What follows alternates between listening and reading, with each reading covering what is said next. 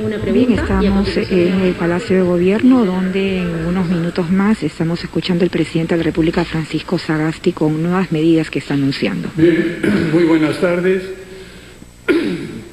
Disculpen la carraspera, cosa natural de la alergia. Desde el inicio de mi gestión, señores y señoras, les dije que íbamos a comunicarnos con ustedes con la verdad y con transparencia, porque creemos que ese es el camino para lograr la confianza de la ciudadanía. La confianza que todos necesitamos para enfrentar esta pandemia con éxito de manera conjunta. Hoy interrumpo en sus hogares, en sus lugares de trabajo, porque es mi responsabilidad como presidente informarles de algunos avances en la estrategia de lucha contra la pandemia. Sobre todo, como estamos ya aparentemente al inicio de una segunda ola. Es absolutamente necesario que les comuniquemos las primeras medidas que vamos a tomar a este respecto, que en realidad son una continuación del trabajo que hemos venido haciendo para enfrentar la pandemia desde el primer día en que se inició mi gobierno de transición y de emergencia.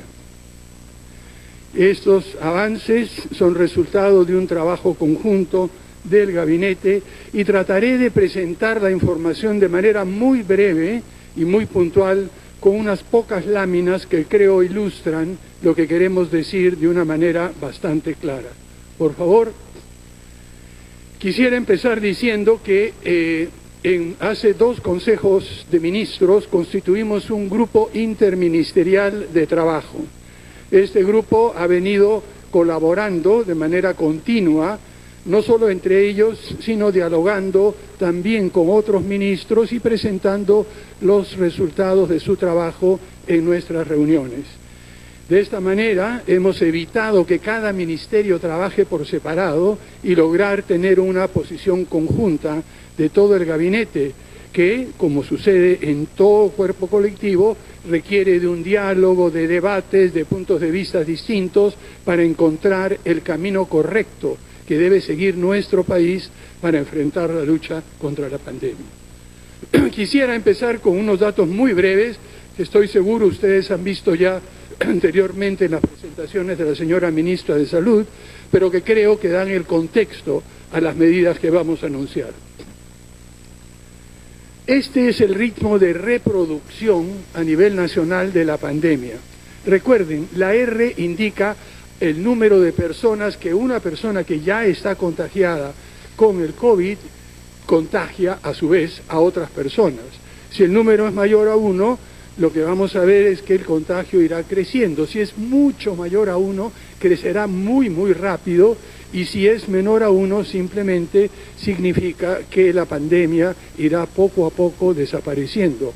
Pero como ustedes pueden apreciar, desde marzo del año pasado, hemos visto cómo hemos bajado poco a poco y el nivel de R se ha mantenido en sus diferentes fases en los últimos meses alrededor de 1.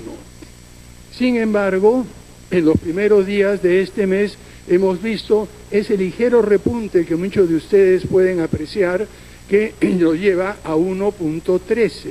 ¿Qué quiere decir? Que estaría posiblemente aumentando los contagios y que todos y todas tenemos que tener mucho más cuidado, tanto cuidado como antes, pero un poquito más. Además de eso, hemos estado viendo también un incremento, en cierta medida preocupante, en la evolución del número de hospitalizados por COVID-19. Como ven ustedes en el lado izquierdo del gráfico, lo que pueden apreciar es que en la actualidad estamos como estábamos aproximadamente en junio del año pasado en cuanto al nivel de hospitalizados. Desde esa fecha hasta hace muy poco, hasta fines de diciembre, nos hemos mantenido por un nivel relativamente bajo, pero ustedes pueden apreciar cómo poco a poco ha ido subiendo hasta llegar a unos ciertos puntos rojos que muestran que podríamos estar ya al inicio de esta segunda ola. Y si vemos la evolución de uso de camas de cuidado intensivo, vemos una situación igualmente preocupante, aunque un poquito más acentuada. ¿Qué quiero decir con esto? Que al 11 de enero, por ejemplo, hace un par de días, se había ocupado el 87% de las camas UCI disponibles en el país. Y como pueden ver ustedes, desde mediados y fines de noviembre, esta cifra ha ido aumentando paulatinamente hasta entrar en un terreno ligeramente peligroso. Lo que esto indica es que estamos viendo un rebrote, y lo que tenemos que estar muy atentos, queridos ciudadanos, es a ver si este rebrote se mantiene de manera continua creciendo y con qué pendiente, si realmente es muy empinado o es un poco más lento, y dependiendo de esa pendiente, si es muy empinado o no, eso lo que determinará la velocidad en la cual empezaremos a tener contagios masivos y dificultades para poder atender a los contagiados. En fin, en esta situación, y no quisiera entrar en más detalle, ¿qué es lo que hemos estado pensando y qué es lo que hemos decidido hacer? En primer lugar, definimos un conjunto de criterios de decisión. Estos criterios de decisión empiezan por aprender de la experiencia que hemos tenido anteriormente. ¿Qué hemos hecho bien? ¿Qué hemos hecho mal? ¿Cuáles han sido los problemas? Y este grupo de trabajo de ministros fue examinando qué es lo que se había hecho durante los últimos meses. Pero no solamente nos preocupamos por mirar la experiencia desde el punto de vista de donde estamos como Consejo de Ministros. Hemos hecho una serie de consultas y estamos muy agradecidos por las sugerencias que hemos recibido del Colegio Médico, de los gobiernos regionales, de los gobiernos locales, de los gremios, de trabajadores, del sector privado, de universidades, de académicos, en fin. Los ministros han estado recolectando planteamientos, ideas, algunas veces un poco distintos como ustedes imaginan, pero la tarea ha sido procesarlos y ver cómo buscar un balance razonable entre la protección de la salud de todos los peruanos y las peruanas y la protección de los medios de ganarse la vida de toda la ciudadanía.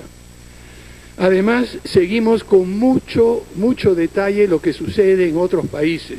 Y aquí, como ustedes deben saber, ya la mayoría del hemisferio norte, es decir, Europa, Estados Unidos, incluso China, Japón y los países del hemisferio norte en general, están enfrentando una segunda ola fuertísima, mucho mayor que la primera. Eso se debe en parte a la severidad del invierno que se da en esos lugares, que agrava las enfermedades respiratorias, pero también al hecho que, en comparación con otras partes del mundo, un porcentaje relativamente pequeño de personas en esos países había sido contagiado durante la primera ola. Otra cosa que pudimos ver es la enorme dificultad que tienen todos los países para conseguir vacunas. Y peor aún en los países más ricos, cuando se consiguen, las dificultades para poder administrarla de manera adecuada. La logística involucrada en vacunar a millones de personas en diferentes partes del mundo ha desafiado la capacidad incluso de Inglaterra, de Canadá, de los Estados Unidos. Y todo esto ha dado lecciones muy valiosas que estamos internalizando y aprendiendo nosotros. Esto es muy importante para el trabajo que venimos haciendo. Pero en el caso de nuestro país tenemos que tener consideraciones adicionales. Por ejemplo, ya sabemos que la variante inglesa está presente en nuestro país. Y también ustedes saben, amigos ciudadanos y periodistas en esta sala, que la variante inglesa añade a esta tasa de reproducción, entre 0.4 y 0.7. No sabemos qué tan extendida está todavía y esperemos que no esté demasiado extendida, pero es un factor adicional a estas curvas que les mostré al principio, porque indican que podría, SR en realidad ser 1.13, podría ser un poquito mayor, no sabemos cuánto. Pero por otra parte, a diferencia de los países más desarrollados que enfrentaron esta segunda ola, que están enfrentando esta segunda ola, el porcentaje de peruanos cero positivos que quiere decir que han tenido una infección con el coronavirus, está por encima de 40%. No sabemos qué tan protegidos están, pero ciertamente en comparación con otros países en la cual la tasa de cero positividad es mucho menor, aquí pareciera que ese 0.4 a 0.7 DR de repente no es tan grande. Esperemos que sea así. ¿Por qué le digo estas cosas? Porque sabemos, por lo que los epidemiólogos nos cuentan, de que estas cifras son estimadas, de que no se conoce incluso en otros países más avanzados que nosotros estas cifras en detalle. Y la fragilidad económica es otra cosa que tenemos que tomar en cuenta. Recuerden, cuando empezó la pandemia, el Perú estaba en una situación económica envidiable en toda la región. O sea que podíamos aguantar relativamente mejor que otros países una situación de crisis como la que tuvimos. Si se manejó bien o manejó mal es otra historia. Pero ahora, en comparación con la situación en que estábamos a principios de marzo, a mediados de abril, estamos en una situación mucho más frágil. Es otro factor a tomar en cuenta, ¿no? ¿Qué hemos hecho con esto? Buscamos una serie de indicadores sanitarios y epidemiológicos y créannos, probamos como 7, 8 indicadores.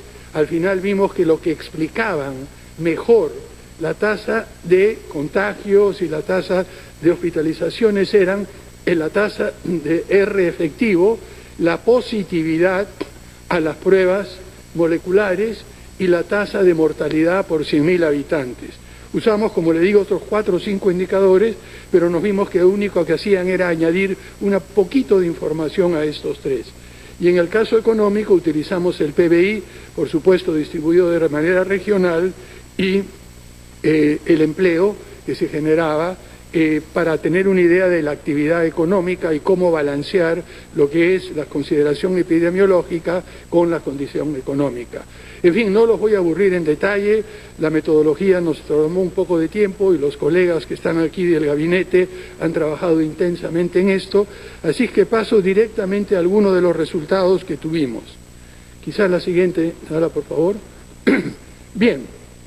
Como les dije hace algún tiempo, lo que tratamos de hacer es no tratar al país como un todo homogéneo que es igual en todas partes. Sabemos que el Perú es un país muy heterogéneo y la pandemia y la forma en que ha atacado la pandemia ha sido muy distinta de acuerdo a las regiones.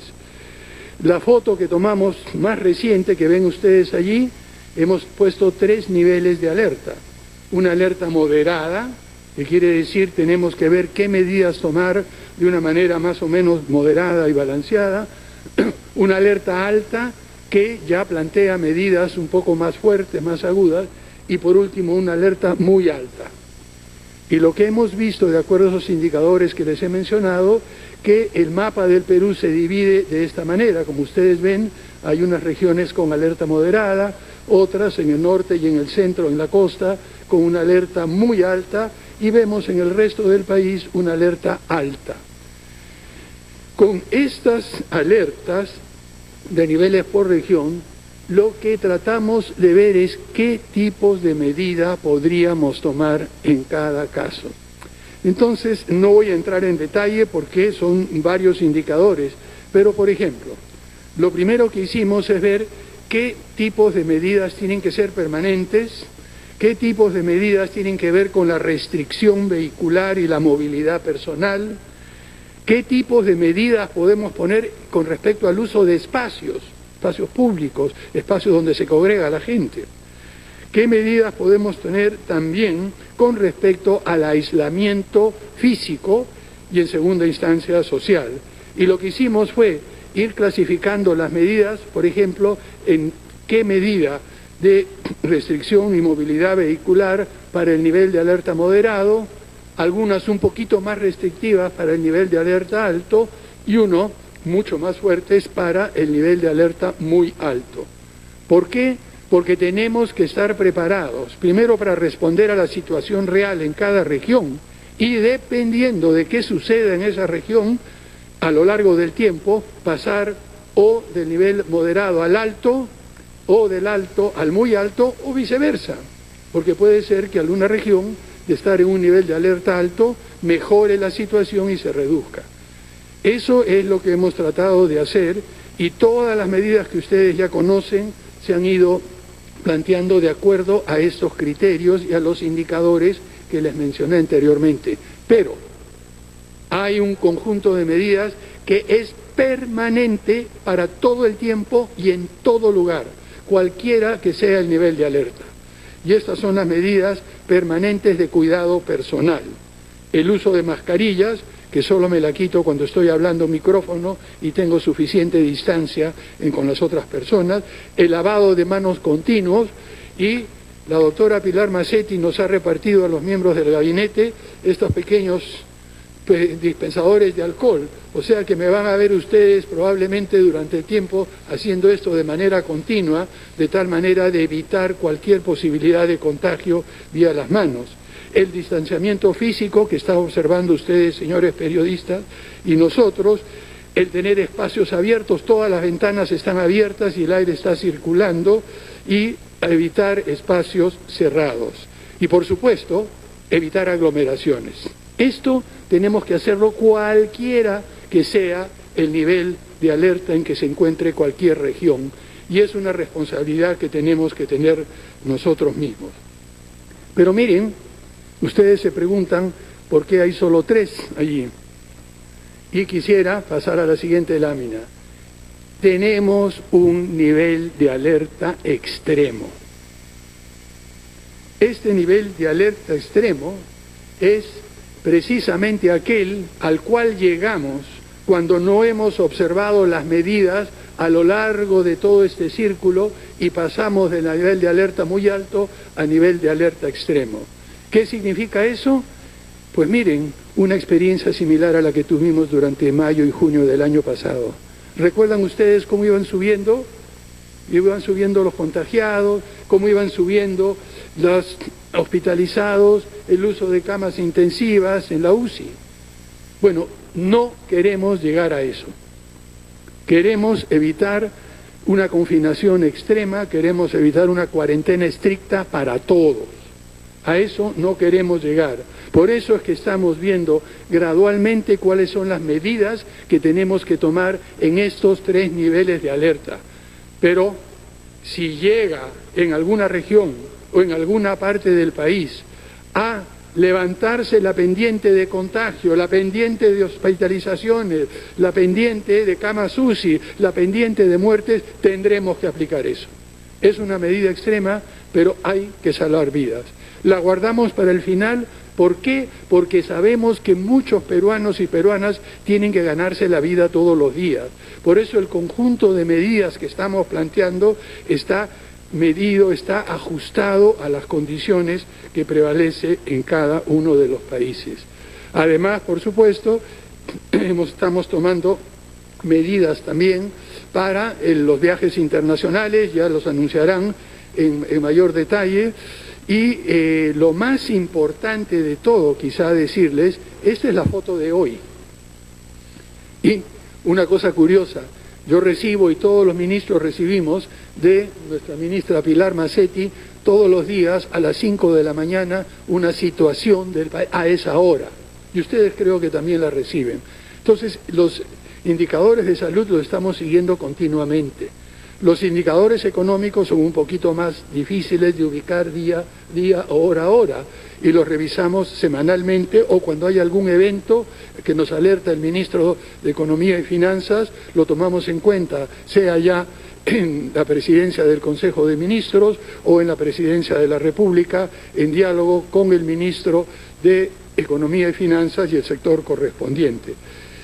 Cada 15 días como máximo vamos a evaluar si seguimos con las medidas que se están planteando o si las modificamos y nuevamente de acuerdo a cada región.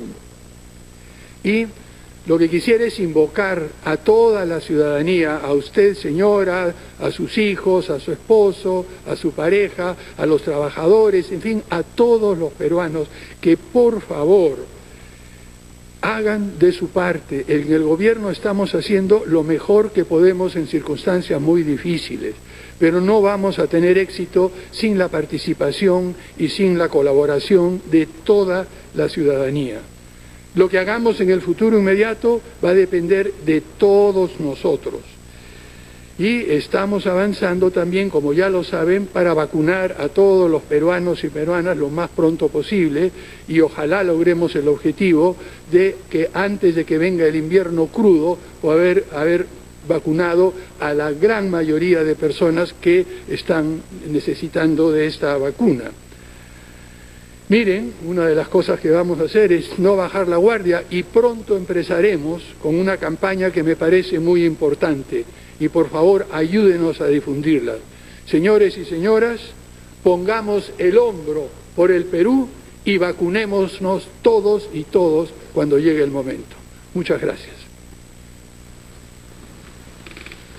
Empezamos con la ronda de preguntas y, de acuerdo al sorteo, el primer periodista elegido es César Zorrilla de La República. Por favor, les reiteramos a los colegas que va a haber una sola pregunta por periodista y ha habido un sorteo para cada una de esas. Adelante, por favor.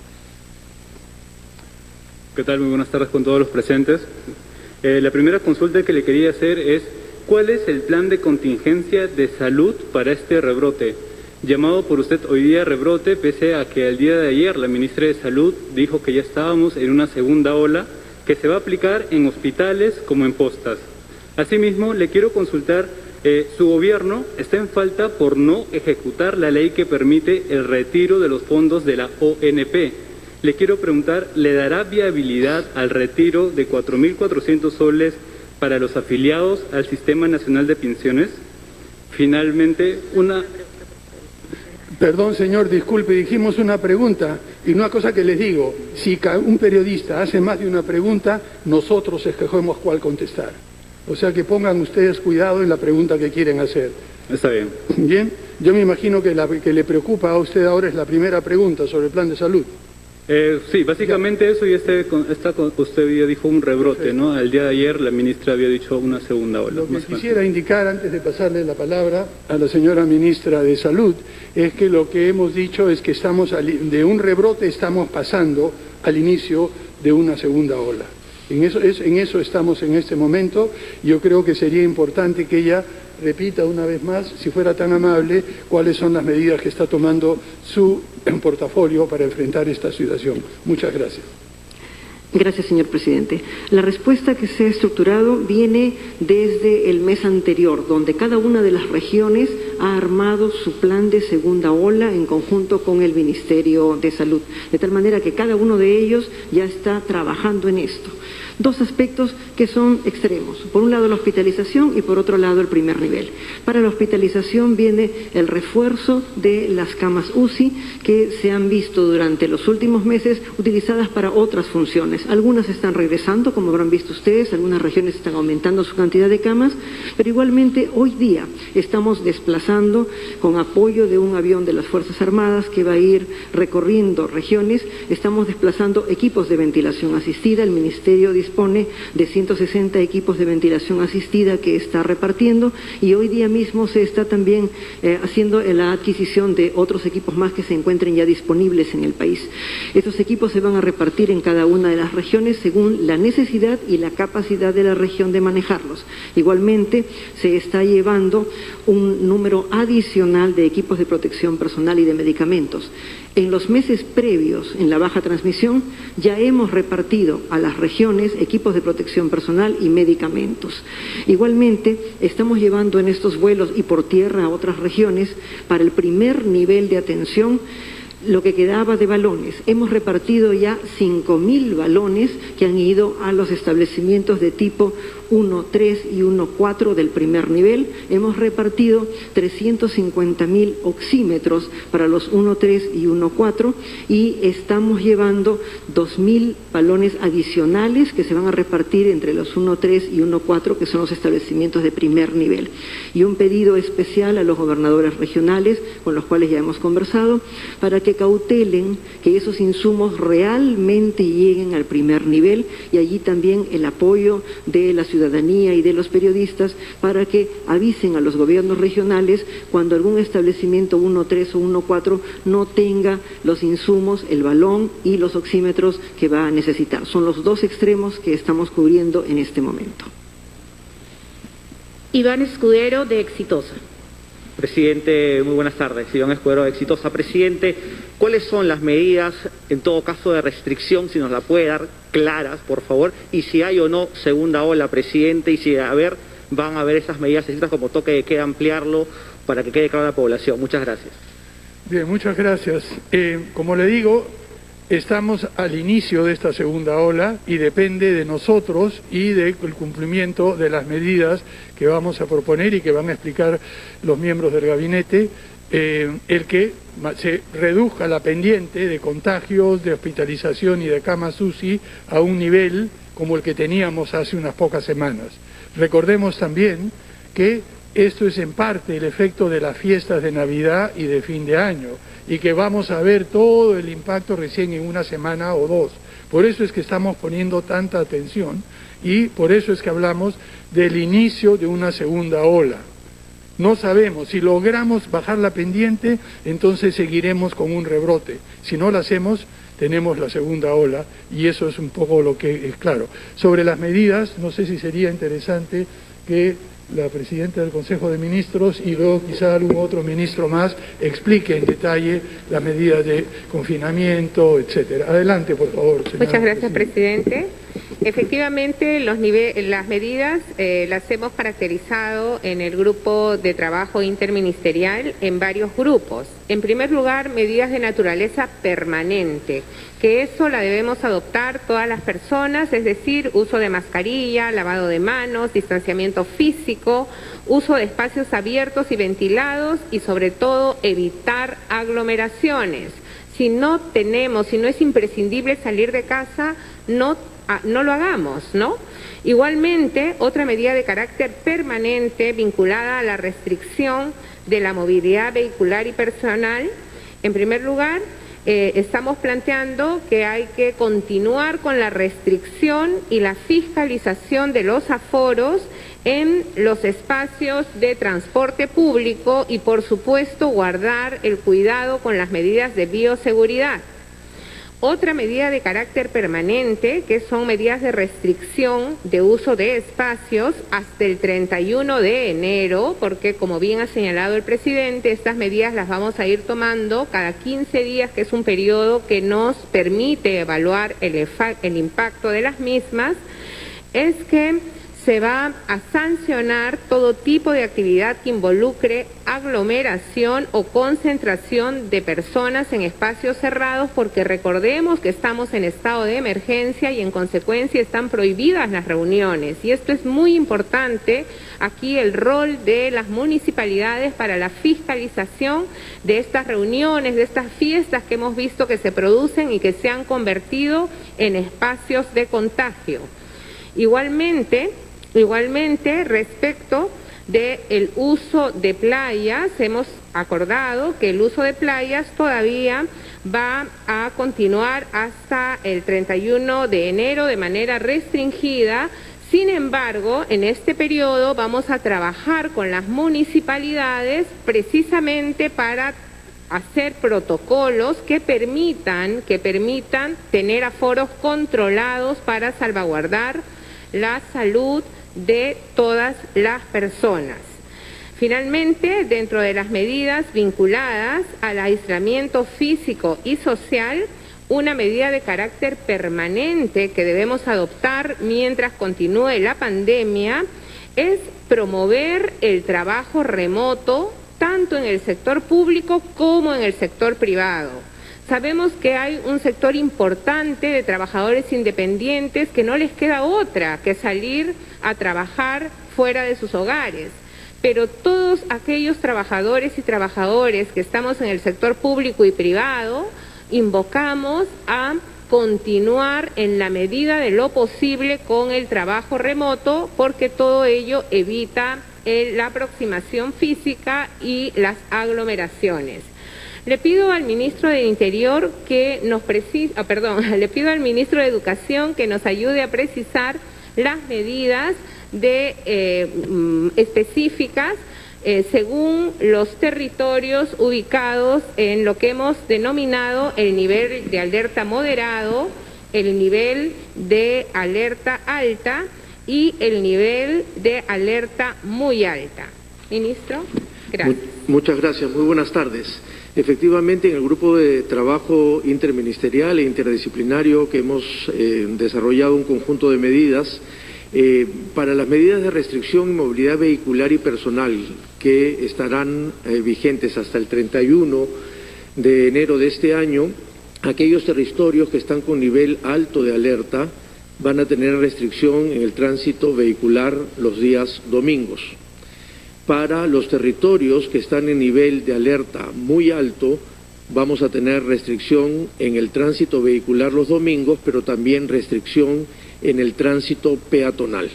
Eso va a ser para las regiones que están en estado muy alto. De repente podemos poner la diapositiva con la tabla de las regiones para poder estar. Entonces, tenemos en regiones muy altas, o alerta muy alta, Ancash, Inca, Junín, Lambayeque, Lima regiones, Piura y Tacna. En ese grupo de regiones, repito, Ancash, Ica, Junín, Lambayeque, Lima regiones, Piura y Tacna, tendremos restricción de tránsito vehicular los domingos, así como restricción peatonal. En las regiones con nivel de alerta alto, que son Arequipa, Apurímac, Cajamarca, El Callao y Lima Metropolitana, Cusco, Huánuco, La Libertad, Madre de Dios, Moquegua, Pasco, Puno y Tumbes, solamente tendremos restricción vehicular los días domingos. En el resto de regiones, Amazonas, Ayacucho, Huancavelica, Loreto, San Martín y Ucayali, no hay restricciones vehiculares para los días domingo y por supuesto tampoco restricciones peatonales. Eso en cuanto a medidas de restricción de movilidad vehicular y personal. Para la medida de restricción de usos y espacios, el ministro José Luis Chicoma de la Producción nos va a comentar las medidas. Muchas gracias, ministro. Buenas tardes. En términos de los aforos, las restricciones en aforos también están agrupadas en estas mismas regiones, en esos tres grupos de alerta moderada, alerta alta, alerta muy alta, y hemos agrupado las actividades comerciales en tres. Están, por un lado, las actividades que reabrieron a principios de diciembre, donde están gimnasios, casinos, cines, teatros y artes escénicas. Ahí, en las de riesgo moderado, estamos en un aforo del 40%. En las regiones, en los territorios de alerta alta, está el 30%, y en las de alerta muy alta está el 20%. El segundo grupo de actividades se refiere a centros comerciales, tiendas por departamento, galerías y otras tiendas también. Y ahí en el grupo 1 de alerta moderada está el 50%, el grupo 2 de alerta alta está al 40% y el grupo 3 de alerta muy alta está al 30%. El tercer grupo está compuesto por los restaurantes, que en las regiones con alerta moderada está el 60%, en las que tienen alerta alta está el 50% y alerta muy alta al 40%. Estoy hablando de los aforos y esto se ha agrupado de acuerdo con la naturaleza de la actividad y de acuerdo con los riesgos que presentan. Agregando algo con respecto a lo que la Premier dijo, que es muy importante, también es que ahí le pedimos a los gobiernos locales, a los clientes y a otros establecimientos que controlen cómo se están manejando las licencias también. Hay muchos locales con licencias de restaurantes que están funcionando como bares o discotecas y esa irresponsabilidad nos puede perjudicar a todos los que están siendo responsables. Gracias. Muchas gracias. Siguiente pregunta de José Carmen del diario Expreso. Buenas tardes, presidente. Buenas tardes a todos los ministros. La pregunta era respecto a la llegada de las vacunas, porque en un inicio se hablaba de que iban a llegar a finales de enero, luego se abrió la posibilidad de que de repente hubiera un retraso, llegar en febrero. En general, ¿cuál va a ser el cronograma real de las llegadas de la vacuna de Sinopharm y también de la vacuna AstraZeneca? Porque se habla que será a partir de septiembre, pero no se ha mencionado, digamos, una fecha exacta. Muchas gracias. Bien, muchas gracias. Lo que nosotros podemos dar, los procesos de negociación y de entrega son bastante complicados, en el sentido de que no es que uno va, como cualquier lugar, en una farmacia y compra y se la entregan inmediatamente. Hay una serie de protocolos de seguridad, permisos de salidas, permisos de entrada. El compromiso que tenemos con Sinopharm es que esto llegue antes de fines de enero. Estamos tanto en China, nuestro embajador allí, como las autoridades del Ministerio de Salud, del Ministerio de Economía y Finanzas, del Ministerio de Relaciones Exteriores, trabajando muy intensamente para que esto se cumpla. Lo que estamos a la espera ahora es de la fecha definitiva de entrega en Beijing de la vacuna. Ya estamos con todas las negociaciones para el transporte que va a traer desde Beijing hasta los almaneres de Cenares cerca del aeropuerto y luego empezar la distribución. Que nosotros confiamos, y esto es lo que está programado, pero no le puedo decir exactamente qué día y a qué hora va a llegar esto, pero sí confiamos que llegue antes de fin de mes el 1.000.000 de vacunas para empezar todo el proceso de vacunación. Solo quisiera añadir algo puntual, que mientras eso sucede, también está trabajando todo el equipo de logística de vacunación y la idea es que apenas lleguen esas vacunas al suelo peruano, estemos listos para iniciar el proceso de vacunación. Joana Castro, de RPP. Presidente, ministros, buenas tardes. Estamos en directo para la multiplataforma de RPP Noticias. Les quería preguntar, en todo caso, si podrían ser un poco más específicos en cuanto a las medidas para cada región, para que los ciudadanos no tengan confusión, y si estas incluirían, por ejemplo, alguna restricción también en el desplazamiento terrestre o aéreo. Si podríamos ser un poco más puntuales. Por favor, señora Presidenta del Consejo de Ministros. Sí, muchas gracias. Vamos a complementar, gracias por la pregunta, con las medidas de aislamiento físico y social. Precisamente en las medidas de aislamiento físico y social para aquellos departamentos, aquellos territorios con riesgo moderado, la inmovilización social se va a producir de las 11 de la noche a las 4 de la mañana, que es lo que actualmente está vigente en Lima. Para los de riesgo alto, la inmovilización social obligatoria será de 9 de la noche a 4 de la mañana. Y para los de riesgo muy alto, la inmovilización social obligatoria será desde las 7 de la noche a las 4 de la mañana. Como ustedes podrán apreciar, los periodos, las horas de inmovilización social van creciendo a modo que el riesgo de contagios y de todos los indicadores que les hemos presentado se incrementa.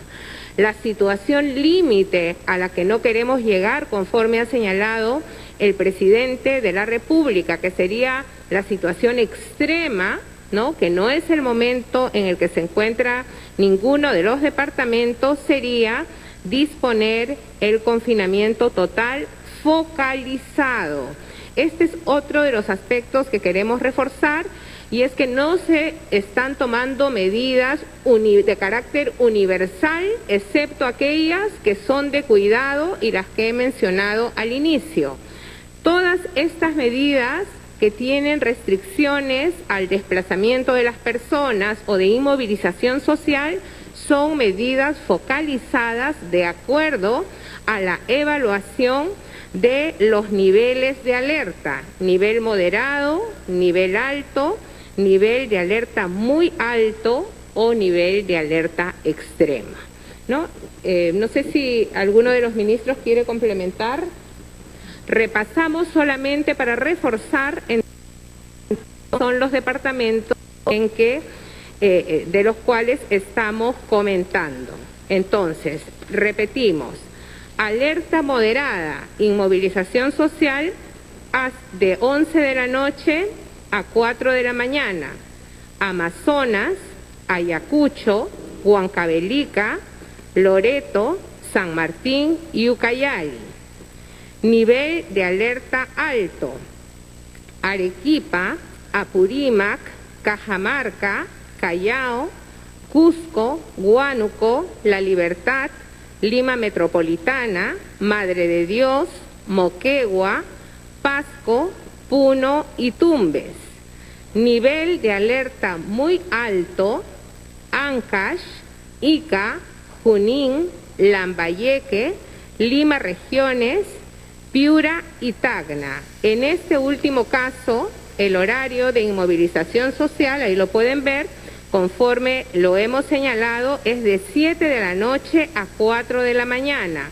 En el caso de nivel de alerta alto, que son los departamentos que figuran al centro de la matriz, el horario de inmovilización social obligatoria será de 9 de la noche a 4 de la mañana. Gracias. Última pregunta de Lima, Jorge Malbor de Latina. Presidente, buenas tardes. Premier, un saludo a todos los ministros. Presidente, mi consulta va relacionada a la campaña política que, como sabemos, ya arrancó ya hace algunas semanas, y tanto el Jurado Nacional de Elecciones como la propia ministra de Salud han invocado a los candidatos a mantener los controles de bioseguridad, los protocolos. Sin embargo, en la práctica vemos que estos candidatos todavía siguen participando de actividades con aglomeraciones. En ese sentido, se va a imitar, por ejemplo, el caso de otros países en donde se han establecido medidas particulares justamente en torno a esta campaña. Muchas gracias. Bien, muchísimas gracias por la pregunta, creo que es algo muy importante. Ustedes conocen, ya la Presidenta del Consejo de Ministros dio una directiva de total y absoluta neutralidad por parte del Gobierno en este proceso electoral. Pero estamos muy preocupados precisamente por la posibilidad que la campaña también involucre un mayor contagio. El próximo lunes tendremos una reunión del Consejo de Estado, es decir, las cabezas del Poder Ejecutivo, del Poder Legislativo, el Poder Judicial, la Fiscalía de la Nación, la Contraloría, etcétera, con las tres autoridades del RENIEC, Jurado Nacional de Elecciones y la OMPE. Y el único tema de esa reunión es precisamente el que usted menciona. ¿De qué manera, además de asegurar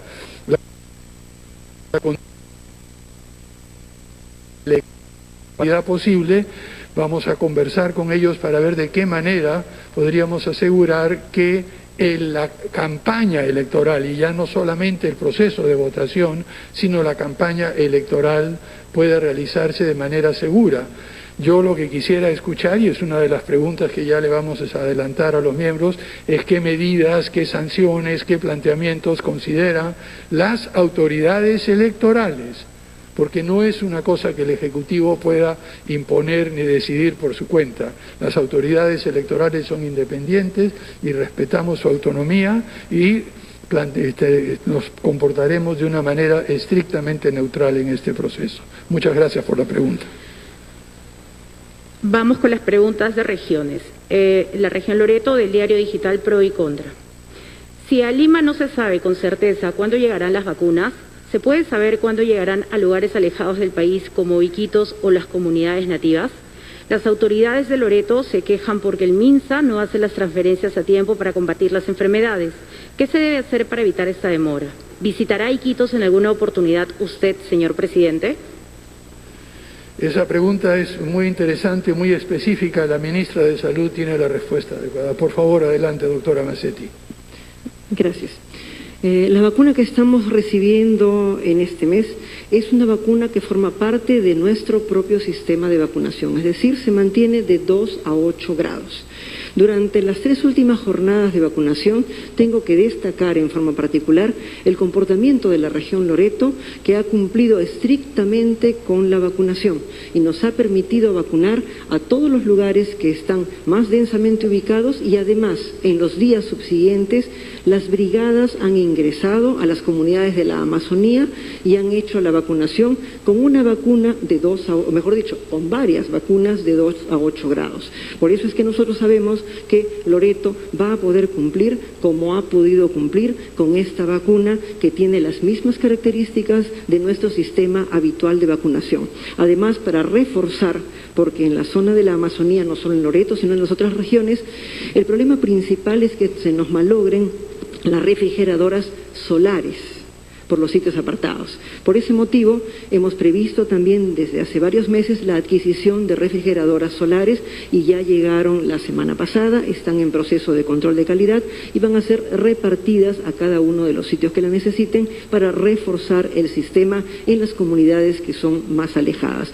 Así es que confiamos en que Loreto, tal como ya lo ha hecho, va a poder vacunar con esta vacuna. Gracias. Sobre si visitará a Iquitos, presidente. ¿Sobre qué, perdón? Sí, visitará a Iquitos. Por supuesto, tan pronto como sea posible, me tendrán ustedes visitando Iquitos, así como espero visitar a todas las regiones del país. Las últimas semanas han sido un poco difíciles para poder salir por eventos que ustedes conocen, pero tan pronto como sea posible quiero no solo ir a Loreto, sino a diferentes partes del país que extraño por no haberlas visitado hace un buen tiempo. Última pregunta del medio Radio Sol de Moquegua. Moquegua no tiene un hospital de salud de alto nivel y por muchos años viene pidiendo un moderno hospital, ya que ha aumentado la cantidad de asegurados por la presencia de las compañías mineras. ¿Su gobierno va a solucionar esa problemática? Por favor, señora ministra de Salud, esta es una pregunta directamente para usted. Gracias. Específicamente para E-Salud, E-Salud ha levantado toda una información de país acerca de los diferentes establecimientos que se necesitan. Y dentro del componente de inversiones de salud y de establecimientos, sí figuran establecimientos de ese nivel, más aún. En la expansión hospitalaria que ha armado E-Salud al pie de la expansión hospitalaria del MINSA, se tiene una serie de características muy interesantes que son parte de lo que va a ser transferido a un hospital de mayor complejidad. Hay que destacar que la región tiene todo un apoyo de su sistema de la parte política y de la parte de salud muy amplio y trabajan juntos. MINSA y E-Salud, más aún, están teniendo hospitales que están uno al pie del otro con las respectivas plantas de oxígeno, así es que nosotros creemos que el poder hacer realidad esta actividad es algo que es enteramente factible. El gobierno ya ha preparado un IOR, un sistema de evaluación para un hospital MINSA, y por otro lado E-Salud ha hecho lo mismo en lo que le corresponde. Sí, con el propósito de hacer una suerte de resumen de las medidas que estamos adoptando para que quede muy claro en toda la población de los cambios que se van a producir a partir de la publicación del Decreto Supremo con estas nuevas medidas. El ministro de Educación, Ricardo Cuenca, nos va a hacer una síntesis de las mismas. Adelante, por favor.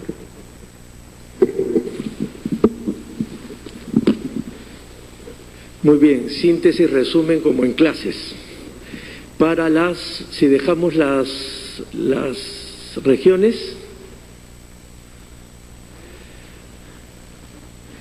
para las medidas que van a entrar en vigencia entre el 15 y el 31 de enero.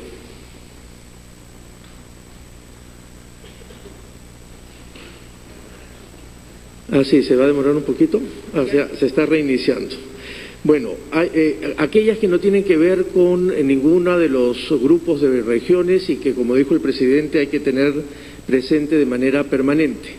Uso de mascarillas, lavado de manos, distanciamiento físico, uso de espacios abiertos y ventilados, evitar aglomeraciones, por favor restringir y fiscalizar el aforo y el uso de medidas de bioseguridad en el transporte público, sancionar todo tipo de actividad que involucre aglomeraciones o concentración de personas en espacios cerrados, usos de playas todavía cerradas hasta tener los protocolos en coordinación con los gobiernos locales, promover el trabajo remoto en los sectores públicos y privados. Y ahora sí, en la síntesis para cada una de los grupos de regiones. Para las regiones que tienen alerta moderada, es decir, Amazonas, Ayacucho, Huancavelica, Loreto, San Martín y Ucayali, las medidas son las siguientes. En cuanto a los aforos, casinos, gimnasios, cines, teatros, artes escénicas al 40%. Centros comerciales, galerías, tiendas por departamento y tiendas al 50%. Restaurantes al 60%, iglesias al 30%.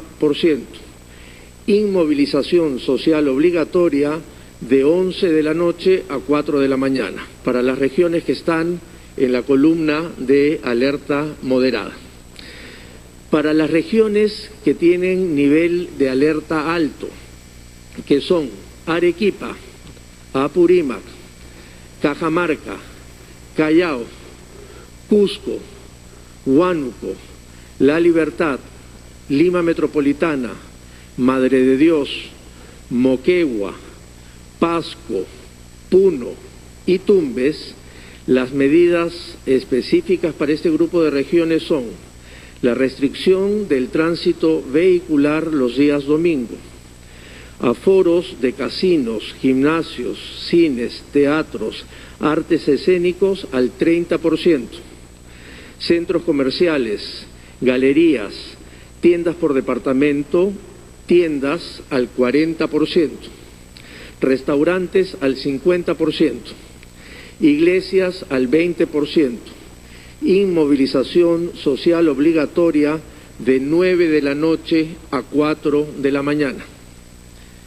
Para las regiones que están en el nivel de alerta muy alto, que son Ancash, Ica, Junín, Lambayeque, Lima Regiones, Piura y Tacna, las medidas son las siguientes.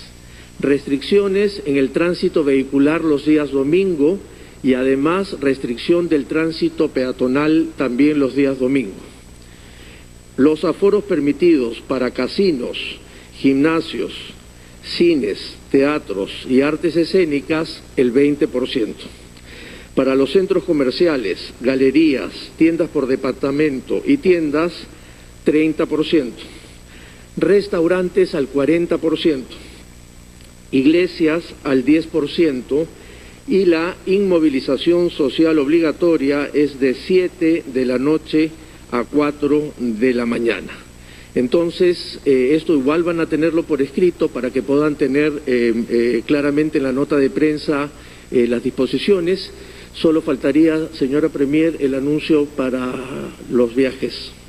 Sí, vamos a complementar con los anuncios para los viajes, pero antes quisiera decirles que la norma, el decreto supremo con todas estas medidas, será publicada el día de mañana y por tanto entrará en vigencia pasado mañana, es decir, a partir del día 15 de enero hasta el 31 de enero estarán vigentes las medidas que hemos mencionado. Quiero señalar también que hemos sostenido reuniones con los representantes de los gobernadores regionales a través de la Asamblea Nacional de Gobiernos Regionales y las mancomunidades regionales, así como también con los representantes de las municipalidades, los alcaldes, representantes de mancomunidades regionales, mancomunidades municipales, AMPE, el alcalde de la Municipalidad Metropolitana de Lima, con quienes hemos conversado de estas medidas y también de este enfoque de adopción de medidas desde la realidad territorial. En cuanto a los vuelos internacionales, continúan suspendidos los vuelos provenientes de Europa hasta el 31 de enero. Ustedes saben que esa medida se adoptó a partir de la variante COVID y les cedo la palabra a la ministra de Comercio Exterior y Turismo para que complete esta información. Gracias, Premier. Bueno, sí, esa precisión importante. Como ustedes saben, en la actualidad, aquellas personas que ingresen a nuestro país tienen que venir con una prueba negativa PCR. Esto se mantiene todavía vigente hasta el 31 de enero. Asimismo, también tienen que cumplir con un periodo de cuarentena de 14 días, lo cual se mantiene vigente. Sin embargo, se va a dar una facilidad que es aquellas personas que quieran hacerse una prueba adicional al 6º día de la cuarentena y si esta sale negativa, pueden continuar con su recorrido con toda normalidad. Este es un pequeño cambio que se está introduciendo en esta norma que, como les repito, tiene vigencia o va a tener vigencia hasta el 31 de enero. Gracias. Bien, creo que eso era todo lo que teníamos que comunicar por el momento. Y solamente un tema adicional que no ha salido en las preguntas, pero en los últimos 2 días aproximadamente hemos visto una serie de preocupaciones y preguntas sobre la privatización de la vacuna contra el COVID.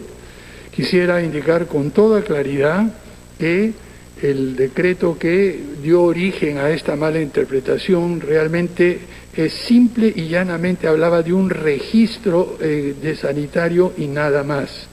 Quisiera dejar completamente claro, quisiera dejar realmente establecido que en este momento es el gobierno peruano quien está negociando con los proveedores de vacunas. No tenemos información sobre ninguna empresa privada que lo está haciendo, ni tampoco que ninguna de las empresas proveedoras de vacuna esté negociando con empresas privadas en ninguna parte del mundo. Por lo tanto, estas preocupaciones son totalmente infundadas.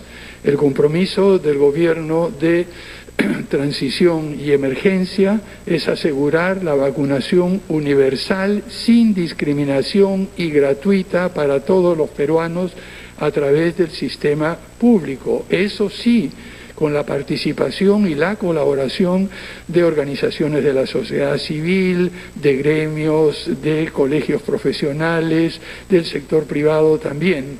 Esto es un esfuerzo conjunto en el cual tenemos que participar todos, pero por favor que no quede la menor duda que la vacuna estará disponible gratuitamente para todos los peruanos y peruanas en el plazo más breve posible que logramos concretar con los proveedores de vacunas. Y no deberían tener ningún temor con respecto a eso. Señora Presidente del Consejo de Ministros, ¿hay algo más que usted quiera decir? Nada, presidente, ha quedado muy claro que el Estado garantiza las vacunas para todas las peruanas y para todos los peruanos.